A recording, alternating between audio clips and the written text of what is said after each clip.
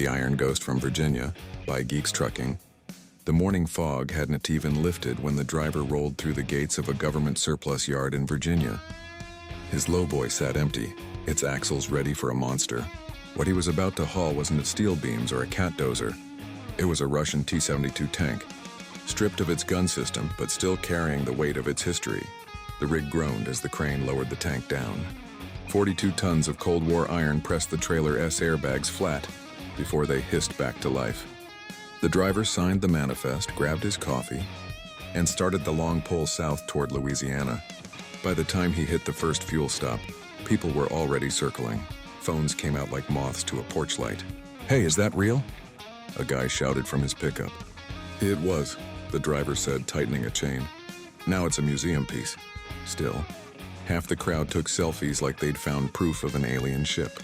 At lunch in Tennessee, a waitress refused to take his order until he told her what was on his trailer. "You're kidding," she said, eyes wide. "A tank?" She dragged half the kitchen staff outside to see. He laughed and said, "Don't worry, it's not loaded." That night, he parked at a truck stop outside Jackson. The glow of the lights bounced off the tank's chipped green armor. A veteran parked 2 spaces over came by with a cup of coffee and stood quiet for a minute before saying, "Never thought I'd see one of those rolling through here." They talked about service, about machines built for war now turned into relics of peace. Everywhere he went, questions followed. How fast, how heavy, could it still fire? Some joked about using it in traffic. Others asked if he felt safe hauling something like that. He'd just grin. Safer than hauling onions through Texas in July. When he finally crossed into Louisiana, the roads turned rough and swampy. His GPS led him to a small military museum near Baton Rouge. The curator was waiting, waving like a kid on Christmas morning. As the tank touched Louisiana soil, the driver felt the tension ease. He stood back watching the crew unload it, the swamp wind brushing against his face.